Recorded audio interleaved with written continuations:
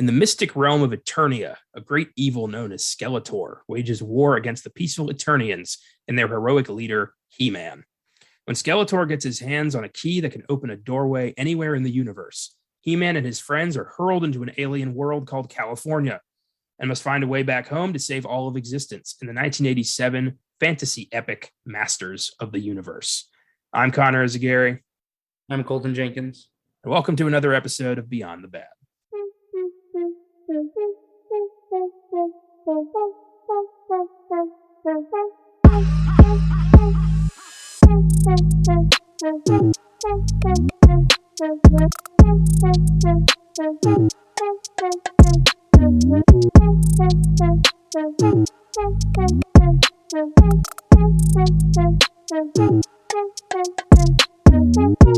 Happy Friday, folks, and welcome to Beyond the Bad, the show where the movies get worse and cynicism is alive and well.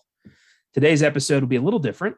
If you listen to this past Wednesday's Filmgazm podcast episode on the Terminator, then you might know Beyond the Bad's usual host, Caleb Leger, has caught the bug that keeps on giving.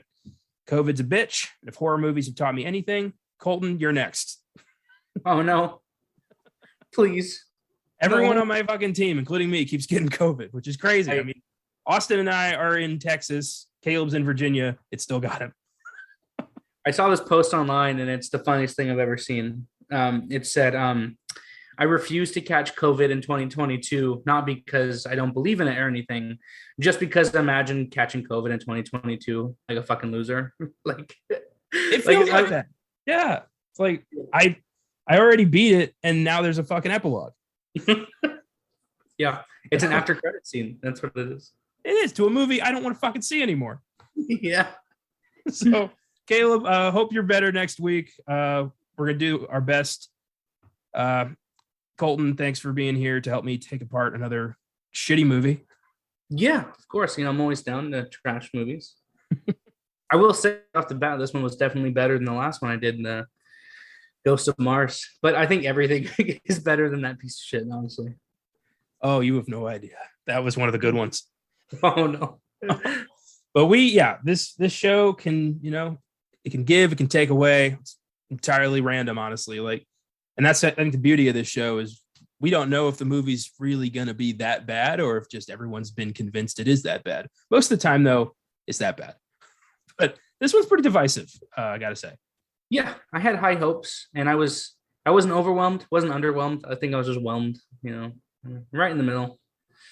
Yeah, fair enough. For a movie made out of a toy line that I don't think was as successful as people thought, it could have been worse.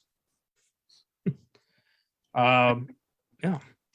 And I think that is a good segue to head to Eternia, take on a movie that was inspired mostly by a line of 80s toys and featured about as much charisma as you'd expect. Masters of the Universe. The film currently sits at a 22% Rotten Tomatoes score, audience score of 41%. So pretty bad. Critics' consensus reads, and this made me laugh, Masters of the Universe is a slapdash adaptation of the He-Man mythos that can't overcome its cynical lack of raison d'etre, no matter how admirably Frank Langella throws himself into the role of Skeletor. Here's the thing. If you're reviewing Masters of the Universe, maybe don't throw out words like raison d'etre. Nobody fucking knows what that means if you're watching this movie. No. And He-Man mythos, this was a toy line for like 3 years. I always find it funny when people add like mythos to something like, like the Toy Story mythos. Like, dude, fuck, what are you talking about? Yeah, this is not an ancient tale of woe. Like, this is from 1987. So why don't we tone that down? Jesus Christ. This is why people don't like you, Rotten Tomatoes. Yep, exactly. Unreal. So before every time I try to look up a movie review, I always use Rotten Tomatoes, and people keep telling me, don't use Rotten Tomatoes, it's so biased, use Metacritic. But Rotten Tomatoes, I just love reading the reviews because some of them are so fucking outlandish and stupid that I can't not use Rotten Tomatoes. Yeah, it's a notable name that everyone who knows movies knows. A lot of people use it to influence their decision on whether or not they'll go see something.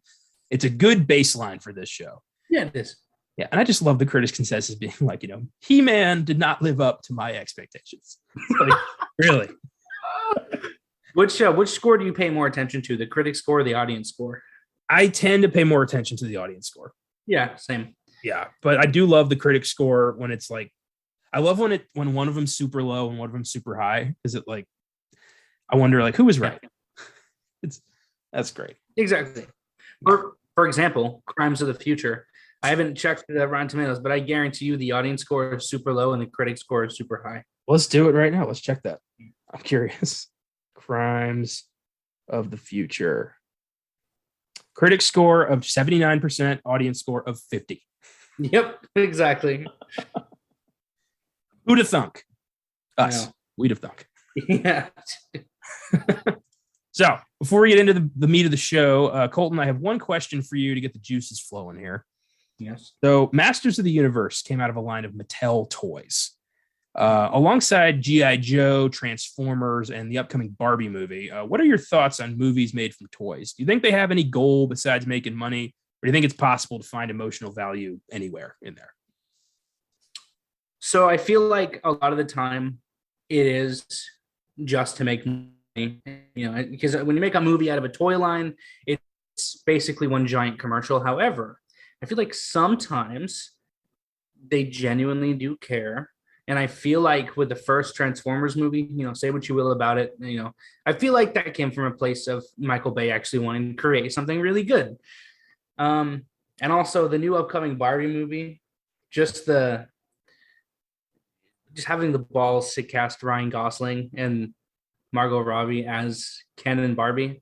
I feel like that comes from a place of genuinely wanted to make a good movie rather than toys. But most of the time, I think it is just to, make more sales, honestly. Well, Barbie's going to be unique because it's written and directed by Noah Baumbach and Greta Gerwig, Academy Award nominated filmmakers who've done some really amazing work. And then they're doing Barbie. So it's like, I think there's more to that one than we're expecting. I have a feeling it's going to be a pretty sharp satire on commercialism. So I'm excited to see what that's going to be. But I mean, I've seen most of the Transformers movies. I've seen all the G.I. Joe movies. If I didn't play with the toy, I don't have any emotional investment to start. I'm not like, there's fucking Megatron, there's Snake Eyes. It's like, I know the character, but I didn't grow up with it. So I feel like there's an audience with all of this that worships films like these because they had it growing up, Ninja Turtles, Power Rangers, all that shit is kind of in one big bubble that I just was never in. Oh yeah. I will say I love the Ninja Turtle movies. I love them all. Even like the shitty remakes. I love those. Or I guess is there two? I don't know. I've only seen one. If there is two. There's two. But there's two. Okay. One of the movies that I think came from a place of genuinely wanting to make a really good movie, and I think that they did it correctly, was the Lego movies. Because they weren't exact, because it's hard to, like, I know they have like the Lego Batman movie now, the Lego Ninjago movie, but like when the Lego movie came out, it's hard to have like because Lego is such a big thing to make like a independent story. I feel like took a lot of wanting to create something actually good, and I feel like they did a really good job. So I think with toys, I feel like it's hard to make a story because toys, they sort of have their own story going, not really, very loosely. So I feel like making a movie would be difficult, but Lego movie did it perfectly, I think. That's a good point. Like, toys have a story attached to them, but in the 80s, especially, like, kids buying these or, getting these toys from their parents, they care about that story. I don't think people made up their own stories. Like, that's what I always did. When I was a kid, I had, Spider-Man, Batman, I had those toys. And I would make up my own story. Like, there's no reason for these two characters to be interacting, but they fell through some portal in space time, and now they got to save Gotham City together. Made sense in my head. Yeah, exactly. Or like the new Lightyear movie, like just Toy Story as a general is a perfect example. It's a movie about toys, which I guess Small Soldiers is also an example of a movie about toys, but I want to get into Small Soldiers right now. That's a great movie. One I've always loved. There's a couple movies made out of board games, which has got to be. When you're mining board games for a film, you really got to be out of ideas. Oh yeah. But in 1985, they made Clue, and that is one of the funniest movies I've ever seen. That is such a great comedy. Clue. Okay, it's on purpose. Yeah, it's the same. A bunch of people go to a dinner party. Mr. Body is killed. Who did it? In what room with what? It's the same deal as the game, but the performances are so funny. The references to the game are great, and it's just a really well-made movie. That's really cool. Yeah. One day we're going to do it on the Filmgazm podcast because that's where it belongs. It's a classic. Do you think they could do? I mean, I know that Stranger Things. Every episode I'm in, I bring it's on your mind. Season 4's out and about. It's on your mind. I get it. So I guess Stranger Things could be seen as like a Dungeons and Dragons TV show, but do you think that a Dungeons and Dragons movie is possible? Because I would see that immediately. I would drop so much money. Well, get ready to do that next year because it's in development right now. Are you serious? Yeah, Chris Pine's going to star in it, and they're making it. They made one in 2001 that didn't do that hot. Oh, damn. I didn't know that. Yeah. Was it like follow the same formula as like Jumanji or something? No, it was like mythical world. Oh. It was like a Lord of the Rings knockoff with Jeremy Irons. Oh, shit. That's pretty cool. That will pop up on this show one day. It's considered one of the worst movies of all time. Oh, no. But hopefully this new one works out. But, I just feel making movies from, a book, you've got an established story, even a video game, you've got something to build from. With toys, you're basically just like, how do I sell more toys? Yeah. I don't think Masters of the Universe pulled it off, though. This was not a successful film. Yeah, no. With that, let's get into development hell. So I found an article on Hornet.com called "The 1987 movie Masters of the Universe was apparently as painful to star in as it was to watch." Oof. And we're just going to kind of go through this article and lay out exactly what happened on this set, because nobody was happy. Everyone was greasy and sweaty because no one really bothered to work on the costumes that hard. It's wild. So here we go. Though gritty reboots of childhood nostalgia are all the rage today, they were a relatively unexplored phenomenon back in the 1980s. A quick scan of Masters of the Universe's credits revealed plenty of red flags. It stars Dolph Lundgren, who could barely speak English when the movie was made. And yeah, Dolph Lundgren is Ivan Drago from Rocky IV, and a lesser 80s action star who is still trying. He does have, Creed 2, for example, he was amazing as a broken, defeated Dolph Lundgren, a broken, defeated Ivan Drago, who's trying to do right by his son. And I thought that was great. He's been in the Expendables movies. He was the Punisher in 1989. And he's got like 2 or 3 master's degrees in like physics and chemistry or something. He's a genius. He just chooses to do shitty movies. God, okay. There's a funny story, like funny now, not at the time. On the set of Rocky IV, Sylvester Stallone also directed that movie. And he told Dolph Lundgren, this newcomer, this giant hulking newcomer, hit me for real as hard as you can. And this guy's like, I don't want to get fired. So, all right. And he punched Sylvester Stallone in the chest so hard, his heart bounced off his rib cage and he had to get rushed to the hospital.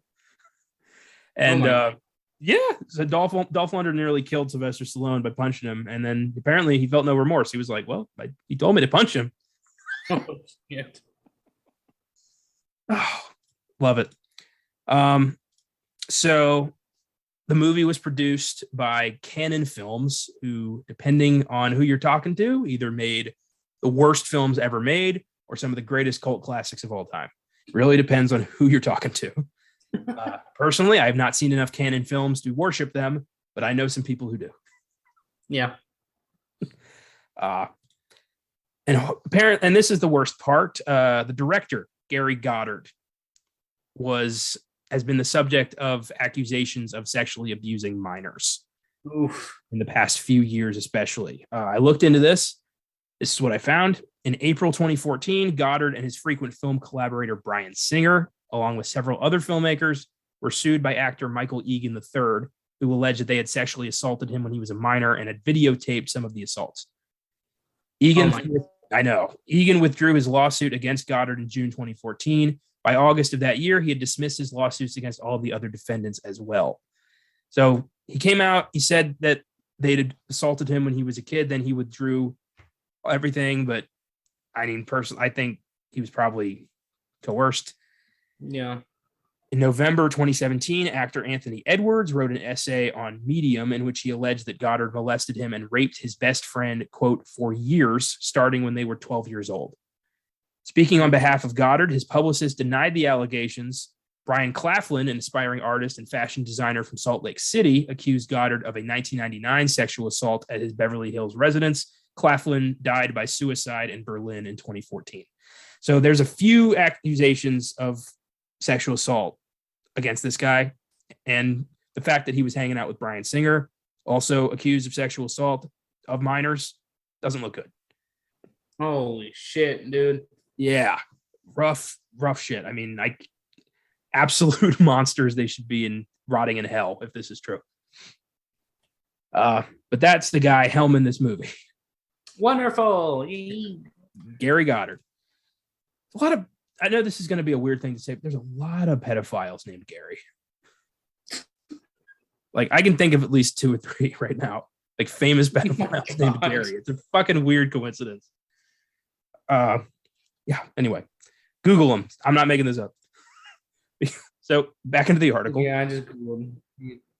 Because the movie was unpopular from the moment it debuted and is now mostly forgotten, I don't know about that. Little material exists about the production process, but what details are known reflect a movie set in a continual state of chaos and misery. Sounds fun. Wonderful. The costumes in particular are cited as a point of pain. Tony Carroll, who played Beastman, had to wear prosthetic teeth that made him drool into his mask, making it heavier and heavier as filming went on. They didn't empty out his drool mask. He just had to keep wearing it. Oh my God. Jesus Christ. Beastman. What a ridiculous character. Anthony DeLongis, who played Blade, had a costume made of steel pipes that weighed so much a costume designer urged him not to wear it. It's just like, look, man, don't put it on. Too heavy. Don't put it on. As Evil Lynn, which is maybe the stupidest character name I've ever heard in my life. Oh my God. When I heard that, I rolled my eyes. I was like, oh, so it's Evelyn, but edgy.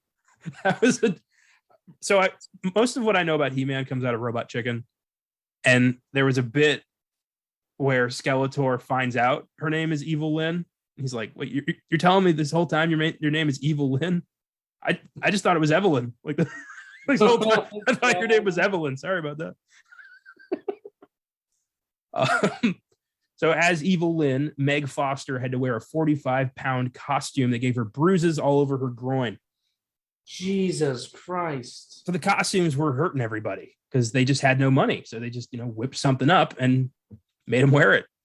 Another actor who played a lizard henchman had a costume that didn't allow him to see or to sit. So he had to lean against a board with a hole specially cut out for his tail.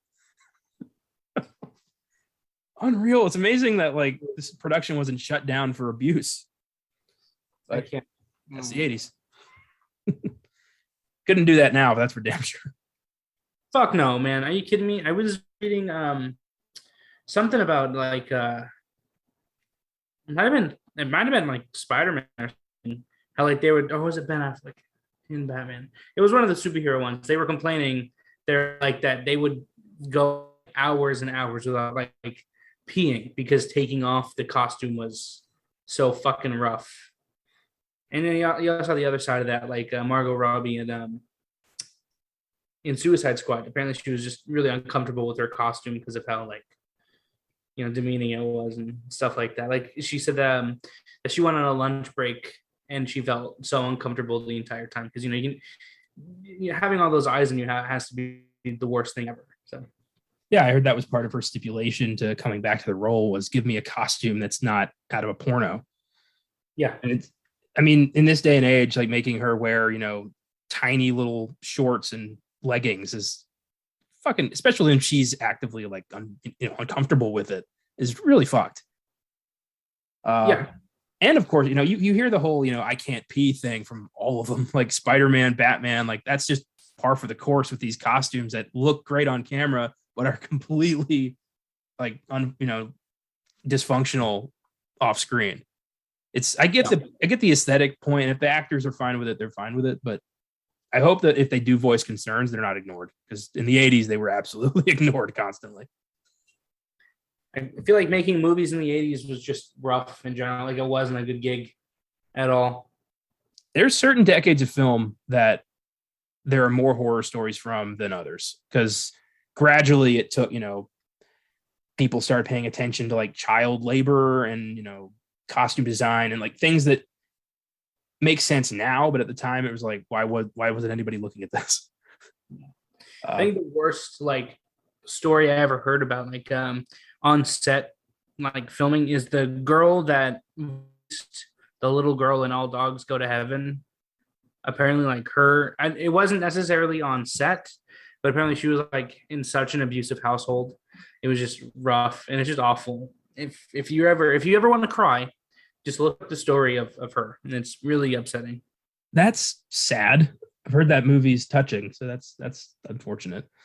I've heard there was a movie that came out in 1972 called Last Tango in Paris with Marlon Brando and an actress whose name escapes me, who was pretty much legitimately sexually assaulted on screen. Oh my God. By him. He apparently he had the idea. By him. Apparently he had the idea to shove they were filming a sexual assault scene, I think, and he had the idea to shove a stick of butter up her, and he just did. What? He didn't tell her. He told the director, like, hey, let's do this. And she didn't know. And yeah, that movie's pretty taboo these days because of what was filmed was not exactly acted. Oh my God. Yeah. I haven't seen, I do own the film. I'm going to watch it at some point out of pure morbid curiosity, but I have not yet watched it. Dude, what the hell? The film was then nominated for like 6 Oscars because it was 1972 and nobody fucking cared. Oh my God. That's awful. Yep. Hopefully nothing that hardcore went down with He-Man and Skeletor. I hope not. No. The production was rushed and poorly funded, to say the least, but it was also hampered by peculiar corporate requirements.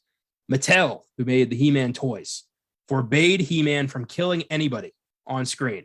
And that is why all of the bad guys are, for some fucking reason, robots. Oh my God. They have swords and lasers and robots. Like, yep. What the fuck? Yeah, I was like halfway through the movie, and I was like, is he gonna do anything? This is okay. I know it's called Masters of the Universe, and it's not called He-Man, but I'm pretty sure He-Man is like the main character of Masters of the Universe. And He-Man was like barely in this movie. Yeah, because Dolph Lundgren can't talk. Yeah, it's very weird. They also like ignored the whole He-Man secret identity thing. Like, he's Prince Adam of Eternia, who then like secretly becomes He-Man to stop Skeletor, and nobody knows that. Oh God, I didn't know that. Yeah, they just completely ignored that part. More to it. This is hilarious. I love that this guy got to realize a dream, but also just what they did to this guy. There was a contest for He-Man fans to win a cameo. And the winner was hastily added to a throne room scene with prosthetics completely covering his face. And they called him Pig Boy. No. Come on. Poor guy. The prosthetics later caused the contest winner agonizing pain when they were removed too quickly. What a terrible prize. Yeah. Hey, Mom, I'm going to be in the new He-Man movie. I won the contest. Who are you going to play? Big Boy. Woo! I know it's not. Jesus. It's terrible, but just it feels like something That's out of fucking Curb Your Enthusiasm or something. Just a goofy situation. Man, sorry, Pig Boy. Yeah. I hope you were able. At the very least, he had a great story to tell people for years. Oh, man. Dolph Lundgren has said that working on the movie was the ultimate low point of his career. I mean, that is saying something. I can see it. I don't blame him. I believe him. Just thinking about all the other movies he's done, like this was rock bottom. Damn, man. That's optimistic for the rest of your stuff. Yeah. Lundgren was supposed to be dubbed over by an English-speaking actor, but that was deemed too expensive when the movie exceeded its budget, so they just dropped it. Just like, fuck it. People, no one's here to hear him talk. They're here to see rippling abs and a big sword. So, fuck it. Oh my god. Much of the onset chaos stems from the bizarre management at Cannon Films, a company notorious for churning out low-budget disasters. While they occasionally had a hit like Breakin', their fare was generally extremely lowbrow and cut as many corners as possible. So their goal was make a big budget movie with no budget. That was what they always were trying to do. Make something that looked expensive, but wasn't. But man, they really fucking succeeded here. Jesus, wow. Everything holds up so well. Immaculate. Yeah, I didn't know they were the guys behind Breakin', and I'm assuming the movie with the greatest title of all time, Breakin' 2, Electric Boogaloo. Okay. All right. Those are these guys. You know what? The best effects in this show is when like Skeletor and Grindelwald. What's his fucking name? The gnome thing. I want to say Gwendolyn. I don't fucking remember. Give me a second. When they talk, their mouths don't move, man. I love that it moves a little bit so that you know it's a mask. Yeah, that's my favorite. You get like a little wiggle in the rubber. You can see their mouths moving. Gwildor, that's it. Gwildor, yeah. You can see their mouths moving under the mask. Wonderful. I love that nobody was really that bothered by Gwildor. Like nobody in California was like, "What's with this magical troll man?" When I was watching the fucking movie, when they're all at the chicken restaurant, he was like coming out of the bushes, and I'm like, "You definitely should stay in the bushes."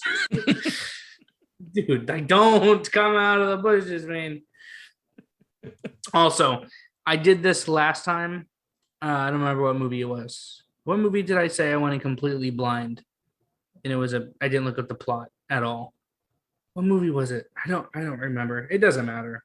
Was it The Void? Was it The Void? I think I might have been talking about off record, and there was,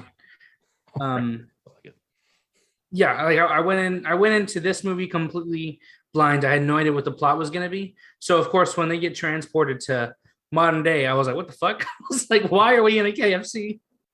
I had a feeling that was coming because that always fucking happened in 80s fantasy movies like this. Somehow, some way they end up, and always California. Always California. So I was just waiting. I'm like, it's going to happen. It took me a long time to realize that was Courtney Cox, by the way. Geez. She was, her and the, I kept expecting her boyfriend to die. I just felt like that was going to happen. Yeah, same. Why did she keep, I thought she was going to like hook up with He-Man or something. I don't know why. Yeah, that was, I'm surprised that if it happened, it happened off screen because the tension between those two characters was real. Yeah. I'll get into it more. But yeah, the character choices in this movie are absolutely incredible. Yep. So Cannon was slated to produce a Spider-Man film. That was the big goal here. Masters of the Universe had half of its original budget because their plan was, we're going to make 2 okay movies that are going to make the money back, and then we'll use that money to make our epic giant Spider-Man movie. And those 2 movies were Masters of the Universe and Superman 4, The Quest for Peace. Oh, God. Maybe the biggest failure in superhero movie history. Jesus Christ. Who is going to play Spider-Man? Do we know anything about it? It never got that far because these 2 movies bombed so hard that they never were able to make Spider-Man. In fact, it destroyed the company. Oh, shit. Oh, I love it. Production careened Hornet, damn it, toward disaster as it went way over schedule and over budget. Executives halted production after spending $7 million more than they'd planned, with the ending of the movie still not finished. An elaborate conclusion to the film was scrapped due to the sets already in a state of disassembly. They just ran out of money. They didn't finish filming the movie. They're just like, well, I guess we're done, and started taking shit apart. Oh my god. That's amazing. I think this is like the least confident production I've ever talked about on any of these shows. Yeah. This is amazing. They're just like, I don't even know if we're gonna fucking finish this thing. Might as well just start taking it apart. Taking it down, guys. Come on. So filmmakers shot a hasty conclusion so that they could just release this thing and hope for the best. Yeah. Hey guys, do you think we should fix the masks so maybe like it looks like we're actually speaking? No one's gonna see this anyway. It doesn't matter. I wonder how many actors on set just had this vibe of like, this is it. This is the end. This is the end of my career. What have I done? Well, Courtney Cox was saved by friends, so she's fine. Yeah, and then Frank Langella, like at the time, he became an Oscar-nominated actor and recently accused of inappropriate behavior, so he's done. Wonderful. But at the time, he was Dracula in the 70s. He was like one of the B-movie kings, and he took this because his son would constantly scream by the power of Grayskull around his house. So he's like, I should probably take that role in He-Man. And that would have been a blast. I could tell he had a blast. But yeah, man, that's really cool to be in a movie that your son's really into when they don't even say the fucking catchphrase. You know. Oh my god, I bet that kid was waiting the whole movie for by the power of Grayskull, and he got half of that. Yeah. Yep. I have the power. I do love that when I hear about like, I only took the role because my kid was really into it. Like that's why Tommy Lee Jones did Batman Forever. I think that's why Tom Hardy did Venom also. Yeah. I think what was another one? Richard Harris, Dumbledore from the first two Harry Potter movies. His grandkids were big fans, and they're like, if you don't take this, we're not talking to you anymore. Yeah, sometimes it works out like Harry Potter, and sometimes you were Skeletor in Masters of the Universe. I was just Skeletor, man. Come on. Also, good journey is going to be my new departing phrase. Are you going to do the hand thing too? Yeah, good journey. Fuck. I want you to know when we get there to the awards, all of my awards are just out of spite. That's what we do here. This is spite. Yeah. It's a spite-fueled show. I would just like to say that Caleb, who is currently dealing with COVID, did watch the movie just for kicks, and he really enjoyed it. So I can't wait to hear his thoughts on this episode. Okay, well, I mean, he also thinks Terminator is a slasher movie. So, hey, we talked about that. I know. Yeah, I know. Yeah, I proved that with evidence. That's fair. Yeah. Okay. Oh man. So the film came out and then it disappeared because everyone was like, we just saw Star Wars, like we're good. Now, more than 30 years later, rumors of another He-Man movie are making rounds again. They've been trying to get Masters of the Universe, a reboot, off the ground for years. Currently, looking at a 2024 release date, I wouldn't hold out much hope. They've literally been talking about this since the 90s. So I doubt it. I mean, if they did come up with, if it did come out, I wouldn't be surprised, honestly, at all. Not even a little bit. My thing, maybe they should make it, I don't know. I feel like He-Man is something you should stick with animation, maybe. I don't know. If they're going to do it live action, I want a gritty, like vicious R-rated reboot. Like go full R, have He-Man massacring, Skeletor's goons. That would be cool. I want a vicious movie, like Conan the Barbarian level months. Like, yeah, do that. Or just do another cartoon. You mean R-rated cartoon? Like go anime with it and like, get gory and shit. What I do want to see, I think it'd be really cool if they did like a live action Black Cauldron remake, but made it a horror movie. They could totally do that. God, Disney owns the rights to that book franchise and has just locked them away. They have no intent on doing anything with it because it didn't work the first time, and they won't sell it. So that's just gone. It's a damn shame. That's sad. Just change it. Make it a white cauldron. I don't know. A white cauldron. Instead of a pig, do like do a cow. A white cauldron sounds like some like something used in a Ku Klux Klan ritual. I don't think that's a good title. Yeah, I was going to say the White Cauldron. That's a white supremacy group. Jesus Christ. Yeah. Oh boy. So there's a little info on the development of Masters of the Universe. The film only grossed about $17 million on its $22 million budget. So after all that, it didn't even make its money back. Oh my God. Yep. Bankrupted Canon Films, which is probably for the best. And now it's just been like, I think Kevin Smith had something to do with an animated reboot they did on Netflix recently. It's so fucking bad. It's awful. So I tried watching it and I was like, this is bullshit, dude. There was a documentary made about this, about like the He-Man legacy that I tried to find for this. I couldn't get a hold of it, but I'd like to see it. I don't remember what it's called. Probably By the Power of Grayskull or some shit. Probably. So with that, unless you've got anything you want to add to just the incredulity of this production. No, just I was excited for it just because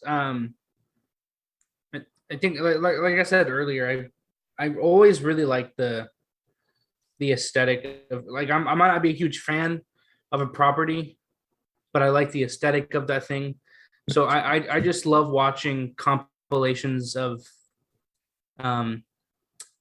Skeletor just being a fucking mood. He's such a vibe, you know. He just says the most snarky things ever.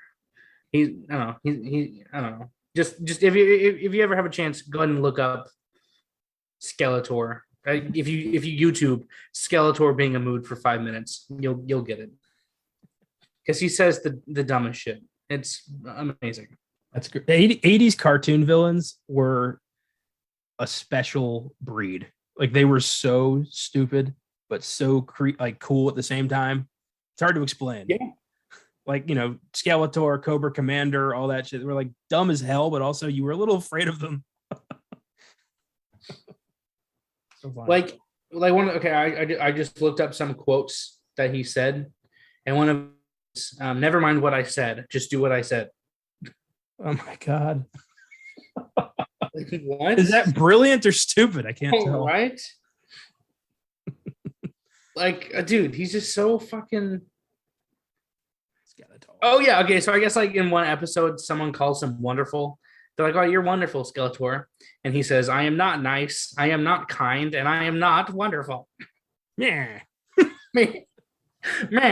Like everything he says has to be followed with a yeah, man. He's just in 2008, Frank Langella played Richard Nixon in a movie called Frost Nixon. That was fantastic. He got an Oscar nomination for it. And now I get it. I like to think Ron Howard was like, I saw Masters of the Universe. I know you can play an evil, power-hungry psycho, so why not Nixon? And I can see there's moments of Nixon where I can kind of see Skeletor now. And I think Frank Langella just kept Skeletor in his pocket and breaks him out in case of emergencies. So with that, let's go into our awards. Well, I guess you can call them that for this movie. We have first up the Zack Snyder Award for the worst scene of the movie. What do you got? All right. Like I said, all these are just purely out of spite because fuck you. The worst scene in the entire movie is at the very beginning of the movie when Skeletor soldiers, they step on Grindelwald's garden. They smush his plants. How fucking dare you? I was so mad when I saw that. I was like, come on. Why are you ruining his garden? Come on. So that made me so mad. That's my worst scene of the movie. I know there's worse scenes, but that just made me so fucking angry. They're evil. Evil people do not, like, they don't avoid gardens. They target them. Yeah, come on. That's funny. Yeah, Gwildor, this whole thing is funny. He's like brilliant. He's a scientist who can create portals to other dimensions. He's too good to be true. Like he's everything. And also like kind of he's a treasure. He looks like Danny DeVito. Oh my God. I had to really ponder because I had so many options of just like what. I ultimately went with the chase scene on the giant flying discs because it just was so out of place and looked absolutely terrible.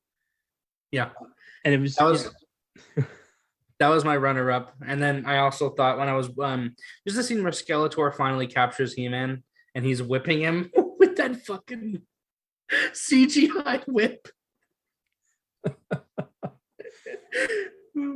I gotta say though, like Skeletor's, like Langella's commitment to Skeletor is keeping this movie alive. It's the only thing people remember. Yeah. Just when he like becomes like the master of universe and somehow gets that like giant golden crown mask thing, dude, and he's just screaming "Neil" at He-Man. I got chills. I'm not gonna lie. Yeah, that was good. That's pretty good. I also almost went with the scene where they where Gwildor snags the food out of the couple making out of the back of their car, the bucket, and they start eating ribs, and one man-at-armed guy is like, "Good food," and they don't recognize rib bones. They're like, "This was an animal." Like, come on, you're telling me nobody eats meat in Eternia? Yeah. That's my that's my quote, actually. Oh, really? Yeah. Well, great. That's a great segue into our Ed Wood Award for the worst line. Dude, I don't remember what the quote was. I didn't write it down just because I was so, ensnared by the. Yeah, okay. Yeah. It says, I wonder why they put meat on these little white sticks. Are those rib bones? You mean this used to be an animal? And then she's like, what a barbaric world. I chose that line, what a barbaric world, because look at the company you're with. Look at He-Man. Look at him. When I think of barbarian, I think of He-Man and Conan. I'm like, come on. What do you mean? You're screaming, these savage people next to your like Manborg buddy, your little troll guy eating like down in barbecue sauce, and your strapping giant leather bound muscle hero. Yeah, these people must be savages in California. Oh my God. I had this was half terrible dialogue, half horrible delivery. It was when He-Man he surrenders himself to Skeletor, and his friend, the girl, is like, no, and he says, Tila, I have no choice. Like, I don't want innocent people to die. It was just so like he's like, I don't want innocent people to die. Like he just kind of shoots the word out. Like he doesn't speak it. It just kind of like blah. Yep. I'm like, Dolph, Rocky 4 was 2 years ago. You did a good job in that. What happened? Oh God. My runner-up was when Gwildor. I don't fucking. What is his name? Gwildor, and I love that it's not sticking. Gwildor.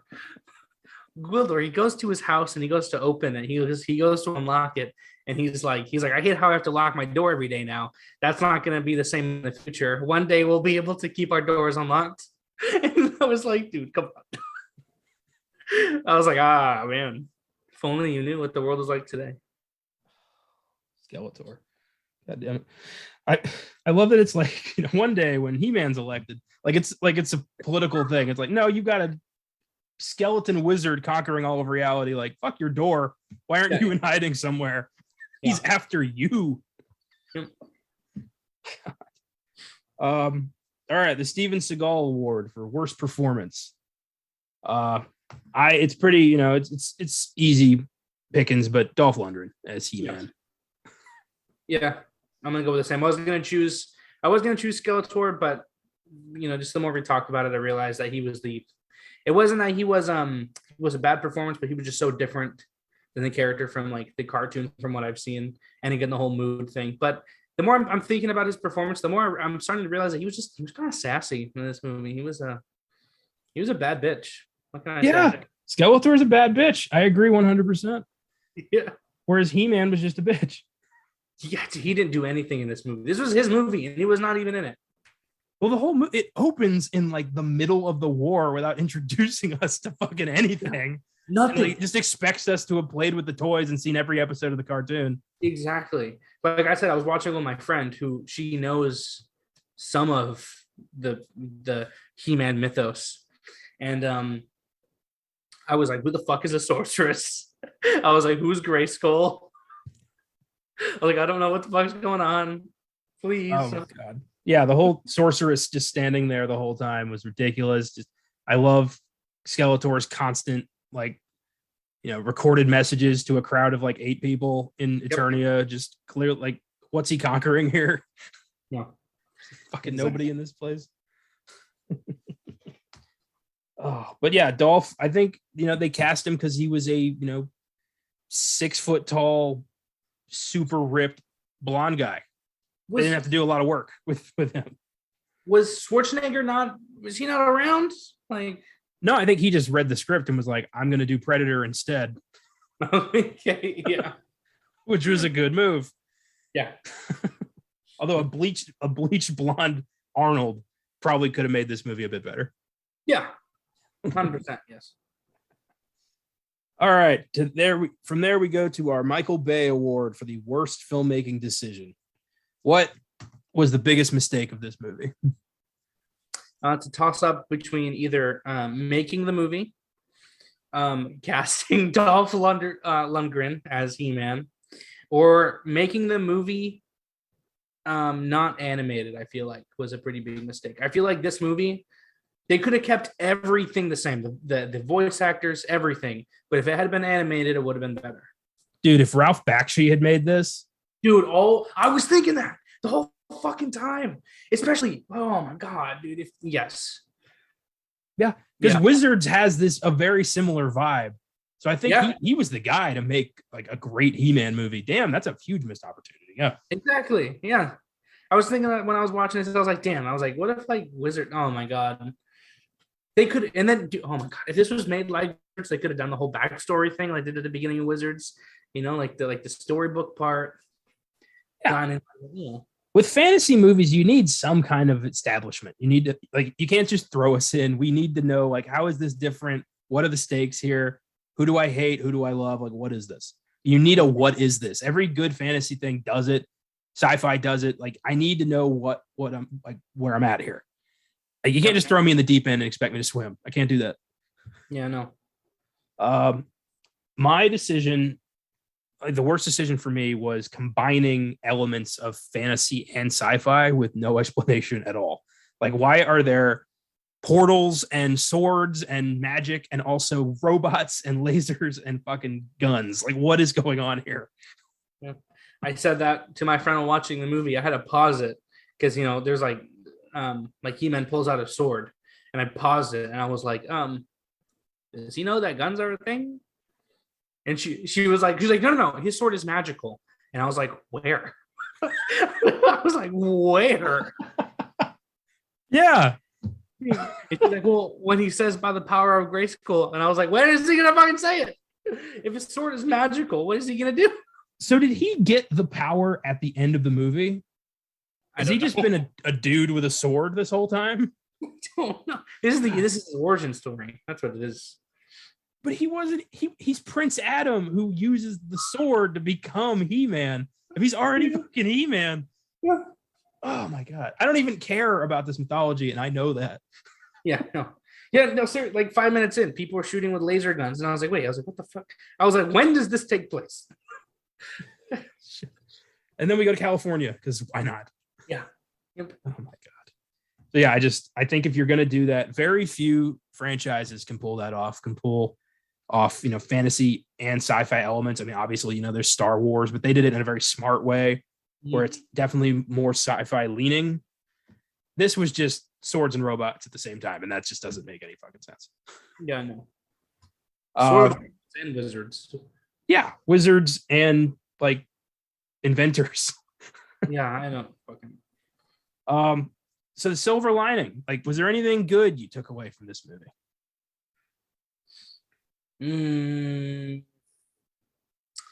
It makes me want to watch the cartoon just because I do want to feel the nostalgia that I feel like people have while watching this movie, because I guarantee people felt something while watching this. To see He-Man as an actual person had to be really cool. I still like the original design of Skeletor, and I guess he's another silver lining because he has a good lesson. Be that bitch. Hashtag gatekeep girl. What is it? Gatekeep girl boss. Gaslight. I don't fucking know. I feel like he, hot girl summer Skeletor. Just picturing like that scene at the end when He-Man, like, I guess He-Man doesn't really hurl him down the tunnel. He just kind of trips and falls off the bridge. But as he's falling, I just picture him screaming like, "You could have had a bad bitch," or something like that. Like my friend, when Skeletor says the line, "I possess everything or nothing," she was like, "Skeletor, babes, that's toxic to yourself." I was like, that's a cool fucking line, though. It's like, I am either master of all or master of none. Like that's a cool thing for a bad guy to say. It is very cool, but it's toxic, dude. Come on, yourself. He's a walking, talking skeleton with magic who wants to possess all of reality. I highly doubt he's in the best mental space. Is he a skeleton? Because he's buff. Cartoon, maybe it's just the face. Maybe he's just, I mean, we don't see the rest of him. Maybe it's just the face. Like a Red Skull situation. Yeah, exactly. He's like, I guess in the show he's green. So it's Green Skull. Yeah, it is. So for the longest time, I thought Gray Skull was Skeletor. It's weird to have a bad guy with a skull face who isn't connected to Gray Skull. Yeah.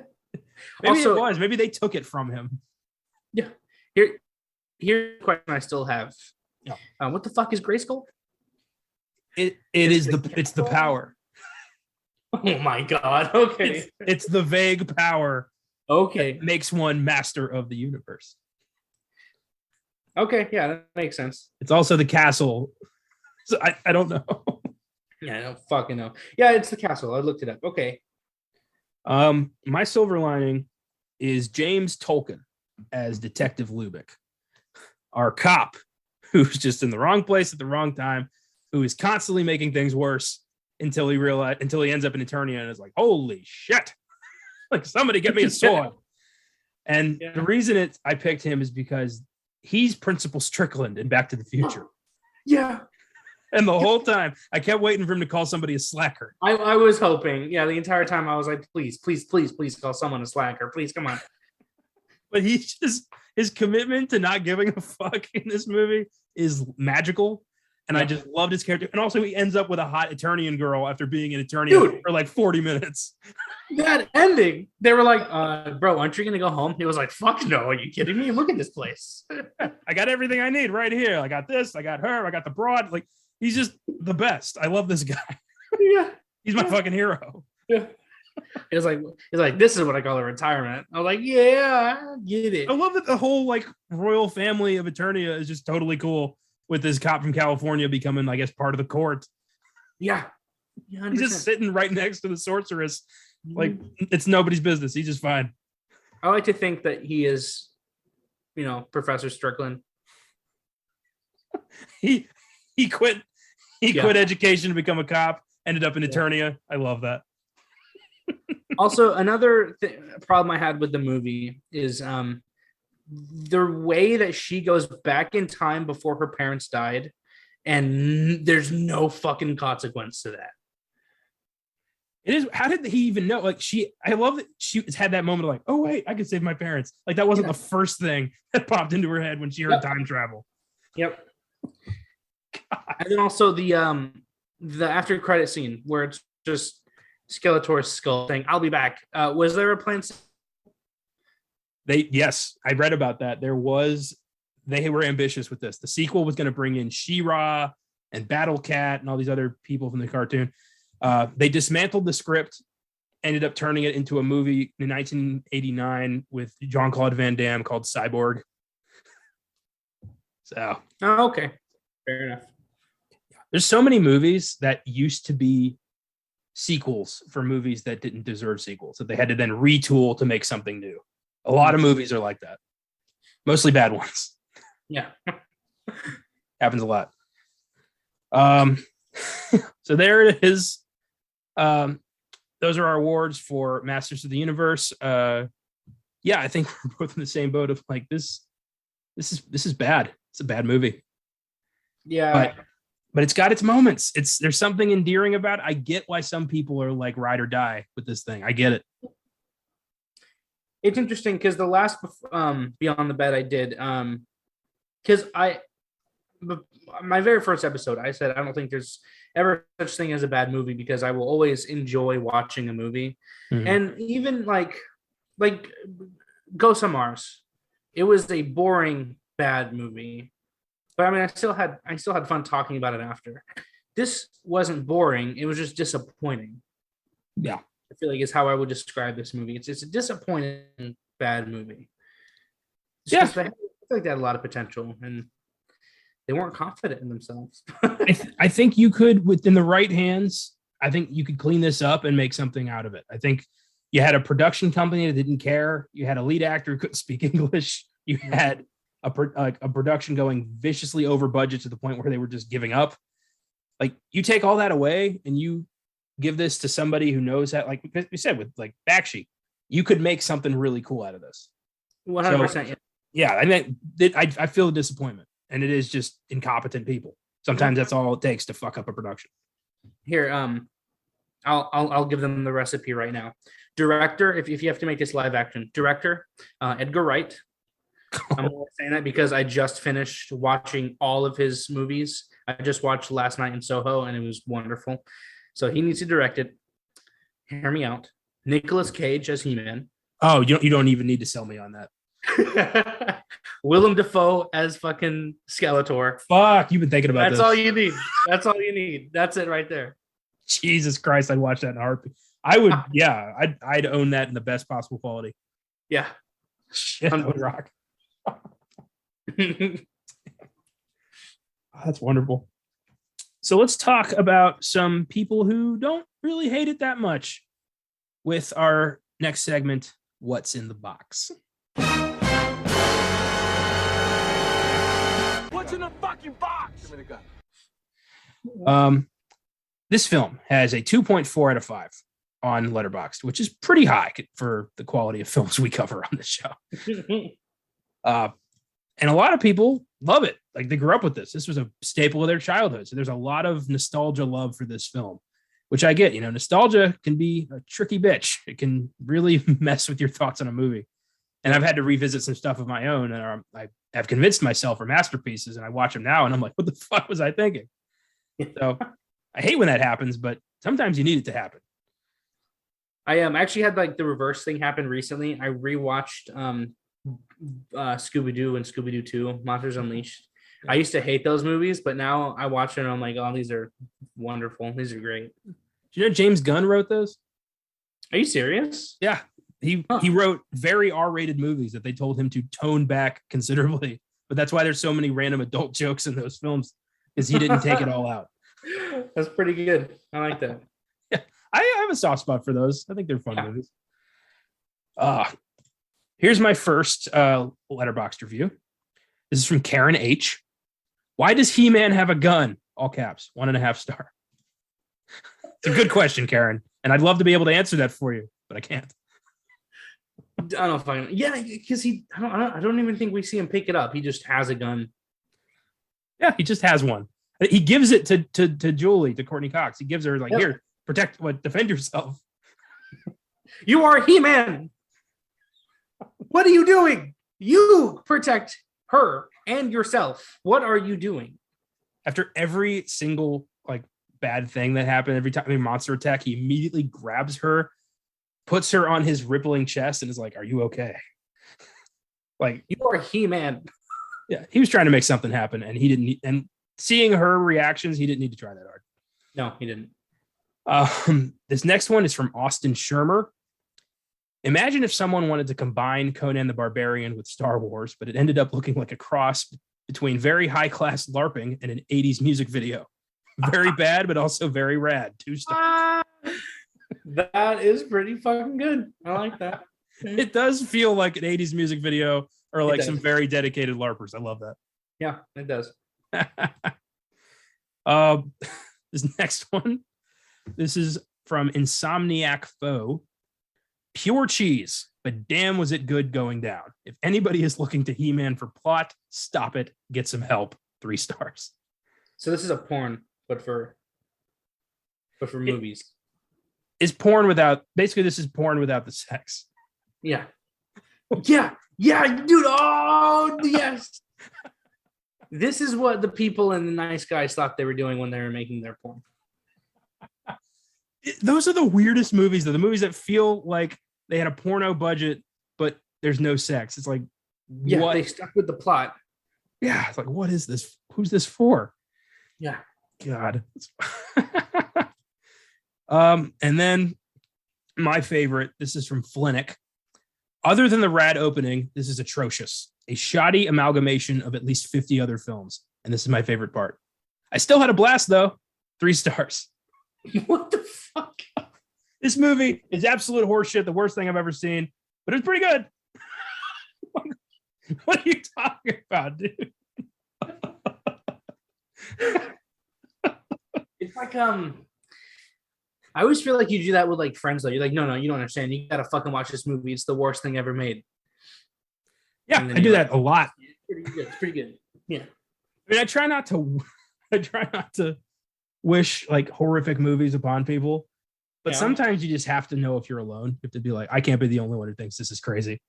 Oh yeah, 100%. Yeah. That's great. So yeah, there's 4 Letterboxd reviews. I love it. Check those out. A lot of them are in German, which I found interesting.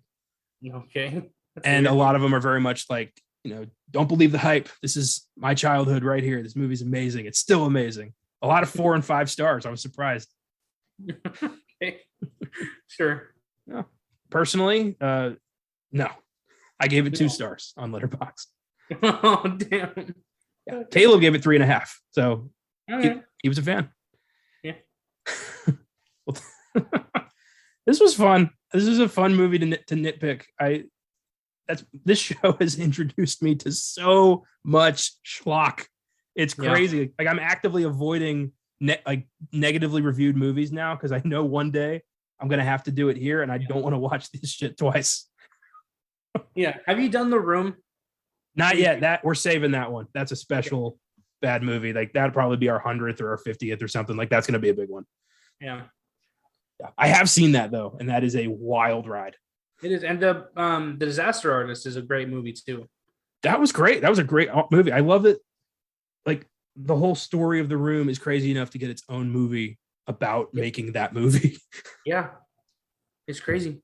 Yeah, and to this day, nobody knows where that guy's endless stream of money came from. I love that he just like came up with like $50 million to make a movie.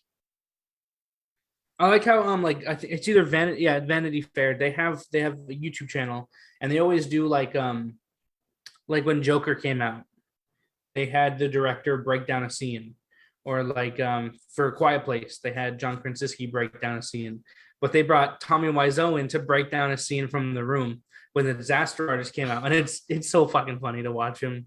Oh, I got to see that. That's fantastic. Did his shark movie ever come out? He was doing a movie called like Big Shark or something like that. I have no idea. I gotta find out. I remember reading about that and thinking, of course he is.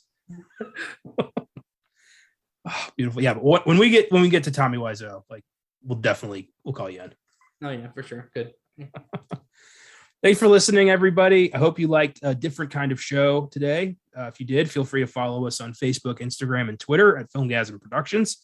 If you want to suggest films for us to check out, you can email us there or at filmgazm@gmail.com or send us a message through our socials. Check out our website, filmgazm.com, where we have reviews, articles, trailers of upcoming movies, and every episode of all of our shows. If you want to support the show through Anchor, you can click on Support This Podcast on your preferred provider. We appreciate whatever you think we deserve. Hope you had a good time. Next week, we're going back to 2008 to discuss the box office bomb Sex Drive, starring Josh Zuckerman, Amanda Crew, Clark Duke, Seth Green, and James Marsden. The fact that I haven't heard of 2 of those people tells me this movie did not do well. Basically, the film follows a high school senior who drives cross country with his best friends to hook up with a girl he met online. Did not do well. It's been largely forgotten, and I'm looking forward to watching it for the first time. Sex Drive. I remember the trailer for this and thinking that doesn't look that funny, and then I never thought about it again. But I do find that on this show, the comedies tend to be the ones that are better than critics say they are. That's happened a lot on this show. So I'm going to go in this with, some optimism. Caleb said it was funny. So yeah, let's give it a shot. Yeah, well, Caleb rated Masters of the Universe 3 out of 5. I will not hold it against him today. Don't miss a Best Picture showdown on Platoon on Oscar Sunday and the 1968 zombie classic Night of the Living Dead on Wednesday's Filmgazm. Until then, if you find a strange alien device in a graveyard, don't try and make it part of your shitty band. See you next week on Beyond the Bad.